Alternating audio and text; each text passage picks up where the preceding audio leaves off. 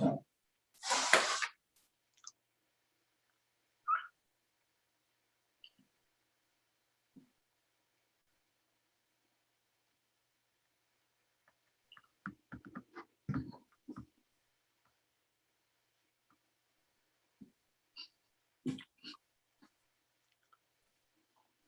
we are live on YouTube, and that's my phone. Go away. Where's Howard?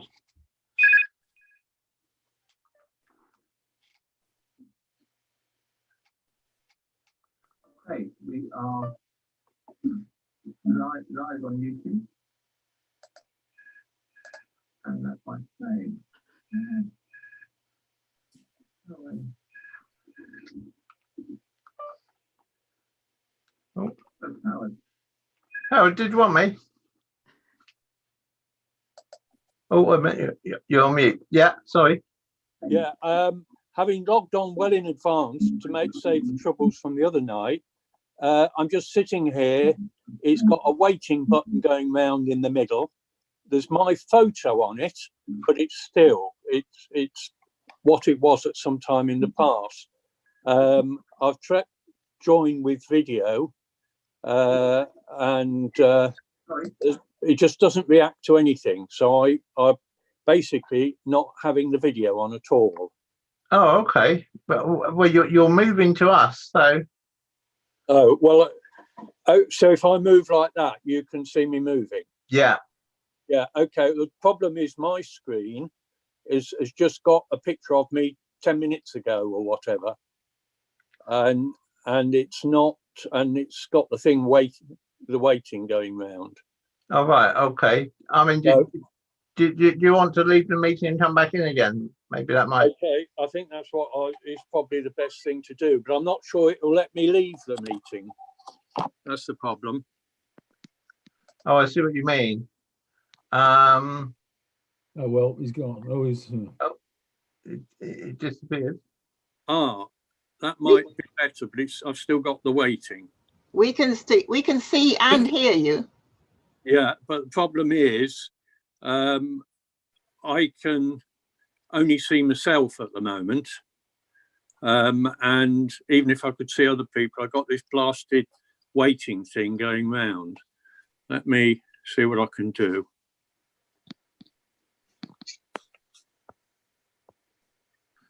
See, if I try to kill it, it's just not doing it. It says always show video preview dialogue when joining a video meeting.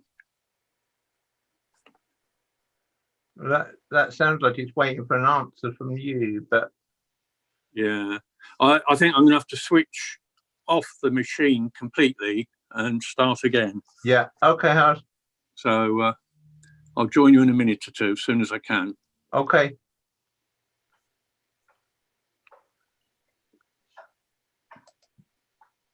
Right. Okay. We'll assume Howard's phone is going to go.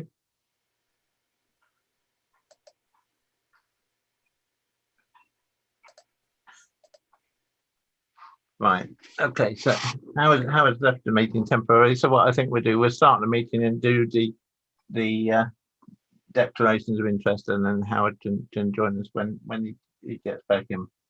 So, welcome to the Liss Parish Council Planning Committee meeting for April 2021, and we begin as always with any apologies, please, Lizzie. No apologies, there's a full house. That's super, thank you. Okay, so then we move on to the declarations of interest. So I'm sure we all know by now with the way we have to introduce ourselves and declare interest. And of course, I'm not sure how many of you will have seen that the court ruling into whether the continued use of remote meetings would be allowed or not, and it wasn't. So it means that this actually will be our last planning committee for the current season anyway, that we hold on Zoom. So let's start with the declaration. So I'm Councillor Keith Budden. I'm Chairman of Liss Parish Council Planning Committee. I've read the agenda and any supplementary documents, and I have no interest to declare in any of the items we're discussing this evening. Claire. Hello, I'm Councillor Claire Williams, a member of the Liss Parish Council Planning Committee. I've read the agenda and have no interest to declare in any of the items being discussed this evening. Thank you. Sheila.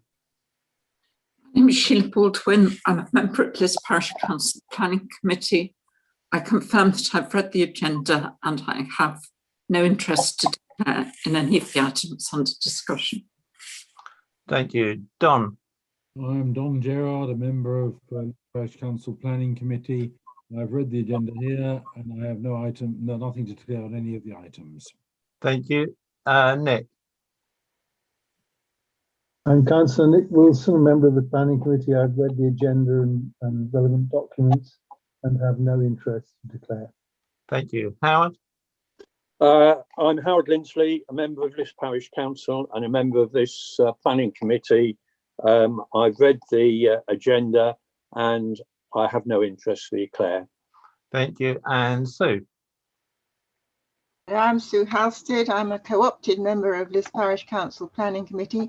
I've read the agenda and all the deputations. I do know the applicant and the architect for 36 Rushfield Road, so I will not take any part in that application. I declare a personal interest in that, and as a co-opted member of the committee, I shall not be voting on any of the applications. Thank you, Sue. And also in attendance we have Lizzie Keating, our assistant clerk, who's meant in the meeting. Okay, so we're going to move on to approval of the minutes of the meeting of the 31st of March 2021, which have been distributed. Can I have someone to propose the minutes, please?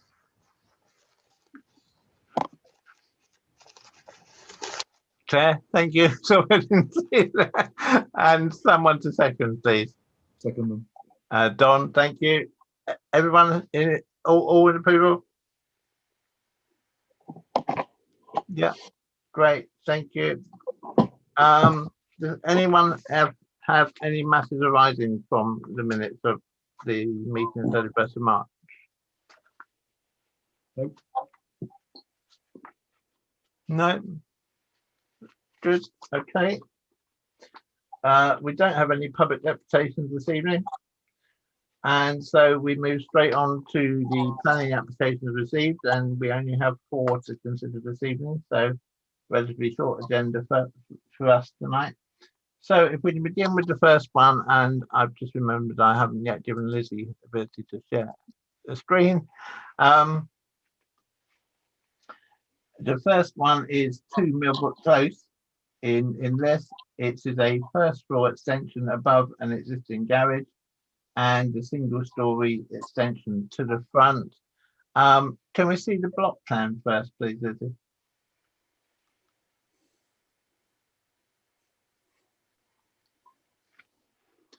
So I think this drawing is useful, the block plan in this case, because it quite clearly shows the location of the property and where the extension is going to be. And as you see, because of the way that Millbrook Close is configured, the property is at the end of a spur, but actually has nothing to the side of it, where on the side that the extension is proposed to be.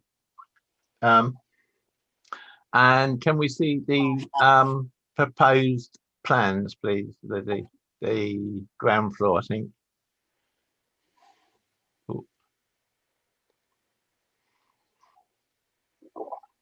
So the change is basically a new porch, but also the fact what is significant is down at the front or the bottom of the drawing, as you're looking at it there, is that the garage has actually been halved, and instead of it being a double garage, it's now one half of the garage is being reclaimed to actually become a usable room within the property.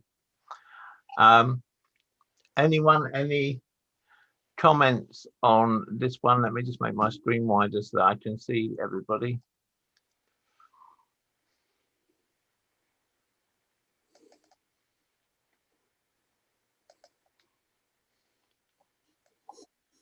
Keith, can I have clarification on something? Yes, of course, Sheila. It's said that it lies adjacent to historically potential contaminated load, whatever, and it has to deal with this unsuspected or whatever contamination ground, and have to fill in a completion statement. What exactly is that? I think it's Stu will know better than me on this actually, but I think it is just a report which they need to obtain to say that there is no contamination left in the land, because presumably historically it's shown that something was there beside it. I must admit, I personally can't recall anything beside it that have been likely to cause contamination, so it must be a long time ago. Well, whatever it was, but essentially that's what it means. I think, unless Sue corrects me, that there is just that they need to get a report to say that. Is that right, Sue? Yeah, that's right. But as I don't see it being significant, to be honest. Given that the extension that they want to build is very small, then I'd be surprised because most of the work that they're doing here is actually within the existing footprint. So. I'd be surprised if contamination is a problem. Anyone else? Anything? Nick? Anything on this? Well, I think from looking at the earlier case, they appear to have had permission granted in 2016 for an extension above the garage, which we didn't object to then. And now they're adding this single story to the front, and to me, I couldn't see any objection. Just wondered, they assert there is room for 3 cars, even though there isn't a garage. Maybe we should just suggest the planning officer satisfies themselves about adequate parking. Yeah, I would agree on that. Claire, anything? Nothing from me. It seems perfectly reasonable. It's not going to bother anyone. It's not huge. Yeah, and other than the parking thing, yeah, I think it's okay. Okay, thanks, Howard. No, I mean, I support what Nick was saying, but I really haven't got any other comments. Okay, thanks. Don? No problems with this, not at all. Sue? No objection. Okay, so I think we say no objection, subject to the planning officer satisfying themselves regarding the parking. Okay, so the next one then is 36 Rushfield Road, which is a single-story extension to the side. Again, can we see the proposed, just the proposed plans and elevations, please, Lizzie? Again, basically, it's a very small extension out to the front of the building, and basically it's just allowing that room there where all the drawing is in the centre to be converted into a wet room, and yeah, that's really all. I think it's fair to say all that's involved in this one. The actual extension out of the side is very small. Only just over a metre, I think. It's very small. Claire, anything on this one? It feels a little bit awkward. But other than that, no objection from me. Can completely see the need for it. Yeah. I mean, I think that by far the bulk of this change is internal anyway, so it's really down to them. Howard, any thoughts on this one? No, I don't think it's going to make much difference at all to the street scene, etc. So Okay, thanks, Don. No problem. Sheila, No objection. Nick. Nothing from me, thanks. Okay, so I think we say no objection on that one, Lizzie. Now the next one is telecommunications mast on land at Wilds Farm, Warren Road, Liss. You'll be aware that we had a previous application for a telephone mast in this same location. This new tower is slightly shorter, but it's still over the limit of what's now to be allowed under permitted development. I don't know, many you saw that there's been some legislation which has gone through which says that now mobile phone masts up to 20 meters within the national park can be done effectively under permitted development, just require notification. But this one obviously is well over 20 meters, it's 27.5 meters. And I think the important thing as well for us to consider here with this mast is, hopefully you will all read the letter from the person, the landowner, who is saying about the effect on their, or the potential effect on their Christmas tree farm, which is, I think, and I think it's worth emphasizing to us, a real source of trade in the Christmas period for them. It's the only time of year they raise money, because that's what they do. They sell Christmas trees. But I think also is that the benefit of this mast is not really for any of the residents of the village, but is really so that there's better uninterrupted mobile phone signal on the train. And hopefully as well, you would have seen that the application has yet again been called in by the National Park. So it will be decided by the National Park and not East Hampshire District Council. And so therefore I would think draw members' attention to the first principle of the National Park, which is to protect the landscape. And so it's a decision for you to make on what impact you think this will have on the visual amenity of the site and in the wider landscape. I'm going to start with, who should I start with this time? I'm going to start with Don this time. Any thoughts, Don? Well, I don't like it, frankly, but I don't like it because it's, as you said, an impingement on the national site. So I think it's as simple as that. But having said that, it does seem to me that these masts are needed, and the fact that it helps the trains rather than the people living nearby, I'm not sure that's a particular factor, because obviously people do want to be able to get their access on the trains. So yeah. So, but I don't think I'm saying anything more than you just said. Okay. Claire, any thoughts on this one? Yeah, I'm with everybody else. Blight on the landscape, it's horrible. And the only new thing I wanted to add was, if we do say yes and the thing goes ahead, it sets a horrible precedent for loads more of them popping up all over the place. Yes, I mean, it should be said that they, whilst we have to take each application on its individual merits, the mast which was planned to go outside the Riverside Surgery in the centre of the village is gone to appeal.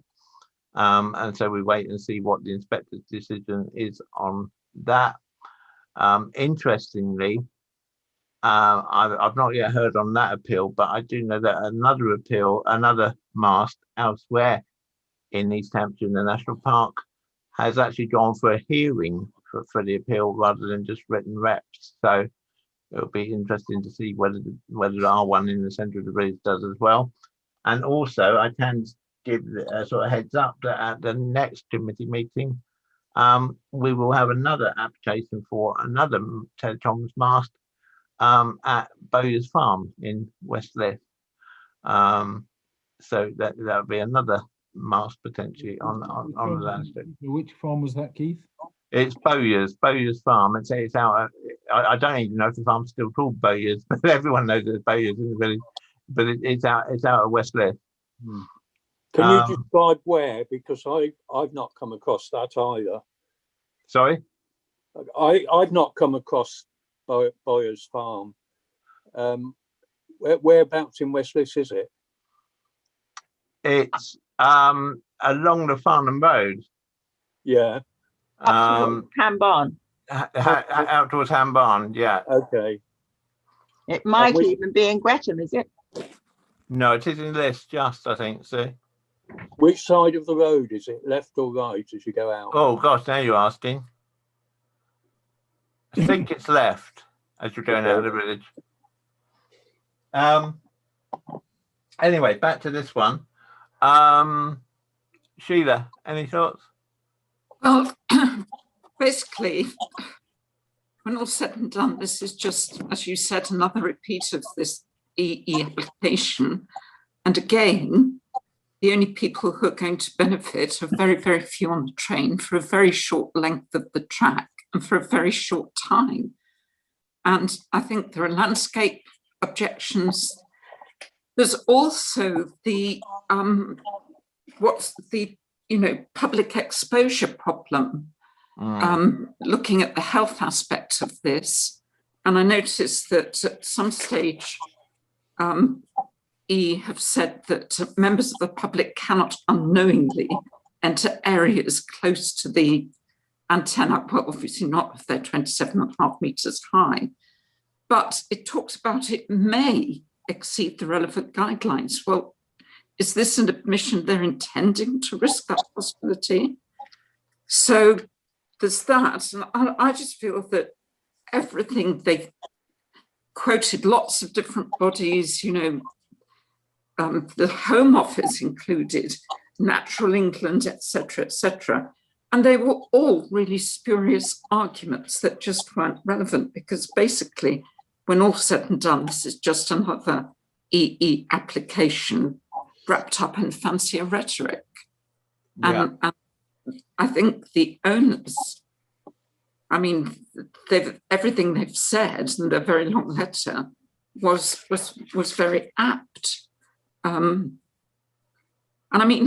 You've got Oliver Dowden saying we must make sure we protect our precious landscape, but obviously not. So I think everything they've said about their robust conditions and limits, etc., they're just going to ignore them. They're going to do what they want. Okay. Thanks, Nick. I think we could sort of positively support the decision to call it in, and express the hope that the landscape issue will be seriously addressed, but also support the landowner whose business is, from his own analysis, likely to be impaired. And as a representatives of the community, we should be supporting local businesses. Yeah. Sue, anything you want to add? I think it's probably all been said. I think it's our role as the local parish council should be to stress how much we value this local rural agricultural activity, which is valued by the local community, and fully support the landowner. Yeah, I would agree. So okay. It really worries me, this new legislation that's just come through, which is giving permitted development for masts along railway lines. I just think it's extremely worrying. Yeah, I agree with you, because I guess the worry is, does that mean they're just going to come back in a couple of months' time with two masts 20 meters high, but separated, and they achieve their aim, and in that case there'll be nothing we can do. That's what I fear. But anyway, we take the application we have here. So I think we say strong objection, Lizzie, for all the reasons that we've said. Okay, so we come to the last one then, which is 26 Forest Road. In this, which is a ground floor, side and rear extension.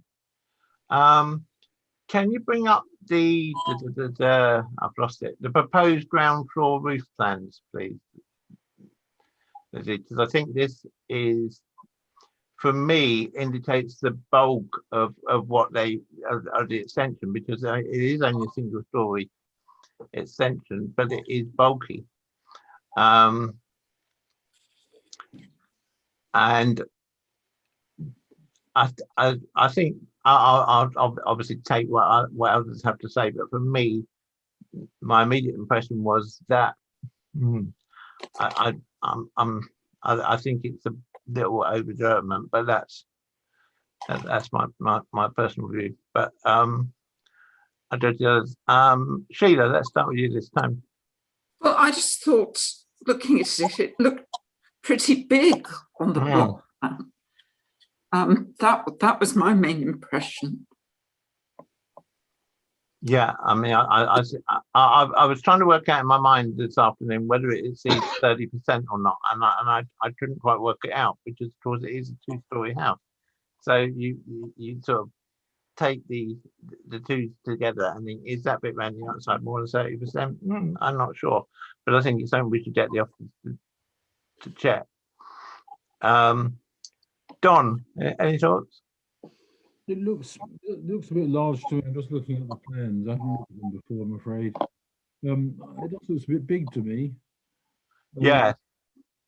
Yeah, but I want to look at it in the area it was in, which I haven't done, to see if that's a problem. But that's my immediate impression. Are we able to bring up a block plan? Is there a block plan there in the paperwork?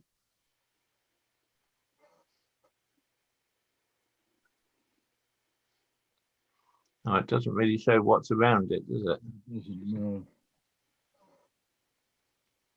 But I mean, if you look at it on that, it actually makes it look even, to my mind, even worse in terms of size. It does look very, very big.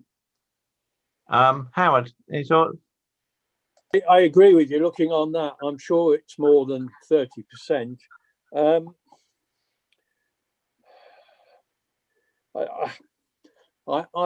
I've agonised over this. I don't know. I think we should definitely question the 30% as a comment. I'm not. My heart says I don't like it. It's too much. But my brain is saying, have I got any reasonable view to say no? And I don't know the answer to that. Yeah, I'm of a like mind with that, I must admit. Nick, any thoughts? Yeah, I mean, I don't think obviously we need to get them to check the 30% issue.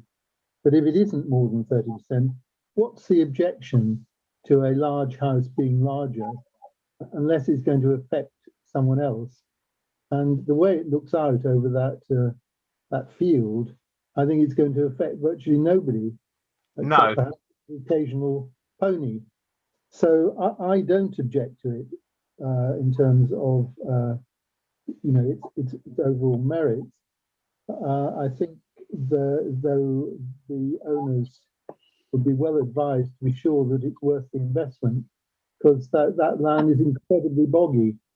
Right. I suspect it's going to require quite a lot of underpinning. But they've obviously got this is being proposed by professionals, and I think that's their problem, not ours. I wouldn't favour opposing it. I do think that they need to have the usual health warning about the Velux windows, but otherwise, I'm not really, apart from it being a bigger house than mine, I can't see any objection at all. Okay, thanks, Nick. Claire, any thoughts? Nothing further to add, thank you. Sue, any thoughts on this one? No, I think it's all been said, providing the officer checks that doesn't breach the policy, and Yeah, dark night skies with your Velux windows. No, yeah, it's I not gonna agree. affect anybody else. Okay, so I think then we say no objection. Oh, Howard. Yeah, thinking a bit more now and listening to Nick, the short, as I understand it, the reason for the 30% rule is to maintain a sort of a cross section of housing in the area. And it's all very well to say, well, this house is away from places and it doesn't make that much difference. But as I understand it, the shortage in the area is really for the smaller houses. And the more that people extend their house, even if it's in an area that's not affecting it, I think it affects the overall spread of what housing is available. Yeah. To the detriment of people who need the smaller house, and to the advantage of people who want to live in a large one. Yeah. Having said that, I live in a fairly large house myself, perhaps not quite as large as this. I do agree with Nick's comment that it's bigger than his, so why should they do it?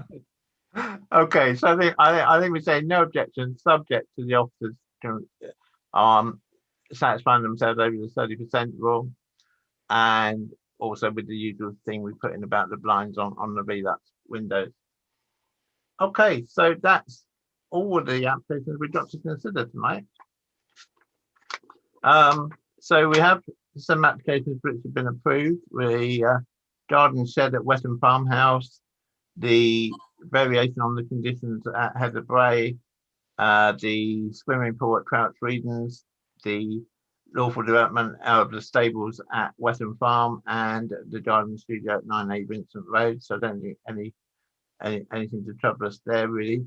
We've got one TPO application at 16 Pine Walk, and we've got 3 TPO applications approved at Priorton, Melbourne Road, Wood Close in Hillbrow Road, and 1 Summerfield Terrace. We haven't had any TPOs made. There's no update on the Liss development plan. I don't really have any update on the Carla development, except I did notice when I came past there the other day that they've almost completed the footpath out to Hillbrow Road from the site, although presumably it will stay blocked off until they finish the development, but they've almost finished actually building the path itself. Any other business, one thing I want to throw in first, and then I'll go around everyone else, is that the South Wales National Park have now issued their parking supplementary planning document. Lizzie has kindly printed out copies for everyone, which should be coming out to you with your council papers when they're distributed to you in the next few days. Sue and I discussed it, and we thought it was worth everybody having a printed copy of the parking document, because it's something we didn't obviously refer to a lot when we're looking at applications.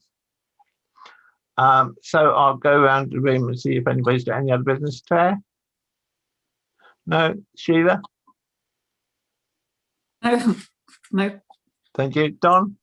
Wondered about the Rake and Rogate neighbourhood development plan. I think it's just finished, hasn't it? Is that right?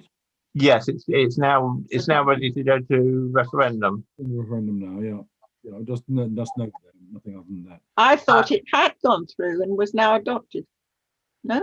No, it's been approved to go to referendum, I think. Okay. I did have a discussion with actually I can update everybody on that. I did have a discussion with the chair of planning at Rogate Parish Council, because they were a little perturbed at our comments about the development at the Flying Bull, or the proposed development at the Flying Bull. And obviously we also talked about Clayton Court and the potential for what may or may not happen there. And so we've agreed between ourselves that where either planning committee becomes aware of a application near the border, we will let the other village know, so that we're both aware of it, because we are conscious that you know, there are a good number of properties there, and again, one of the areas we both turned our attention to, and have heard rumours on the grapevine of what may or may not be happening, is with the former Heath Mount nursing home site, because I didn't know, but I learned from Road 8 that apparently developers, or well, not necessarily developers, but presumably developers have been seen digging trial pits in the ground around there. So whether that means we will get an application sometime soon, I don't know, but we watch that space. Talking about Rogate Parish or Rake Parish Council, there's something that annoys me, and I don't think there's anything that anybody can do about it. But going along the old London Road on the left-hand side, between this and Hunt's Bottom Lane, somebody has erected a rather ugly metal, looks like a barrier. So where there used to be hedging, other people who've gone away with hedging have put at least decent post and rail wooden fencing up. This one is, and it's been there a bit of a long time now, and the parish boundary runs inside the gardens along that stretch. So the actual fence will be in Rake rather than Liss. Oh, right, okay. And so if you're ever having a chat again with the chairman of the Rogate and Rake, it might be worth asking whether they think there's anything in their local plan that they could do about that, because it stands out. I don't know, has anybody else noticed it? I must admit, I don't often go along that piece of road. The stretch between the top of Hillbrow and along to Hatch Lane. It's on the left, and it's quite a long stretch of just looks like scaffolding poles. And you know, it's not temporary by the look of it. No. Okay. So next time I talk to them, so I'll raise it, because as I say, it's within their remit. I've forgotten what I got to now. Nick, any other business? Yes. Could I raise the issue of the sign and community engagement with the sign? We had an exchange of emails about the name, which was being proposed by the developers as being Kippence's sign, which I don't think any of us thought was suitable. My perspective was that actually Lizzie's suggestion of a competition to suggest names would be a good way of publicising the availability of the community. And that sort of gave rise to sort of further thought, which is, this is a fantastic new amenity for the community, but because it is Hilliers and Clara who are in charge of it, reasonably enough, there doesn't seem to be any way in which they're accountable to the community for you know, what their plans are. And we know what the plans are, but what they're doing about them, whether there's scope for groups such as our new This Environmental Guardians group to get talking with them about additional things, which is why I'd wondered whether they might, in the friendliest possible way, be invited to come and tell us what they're, tell us about their plan. Not that we have any rights over the matter, simply that we have an ability to represent the community's perspective. But it may be that everything is all, lots of things have happened since that exchange of emails. Maybe Lizzie could just update us.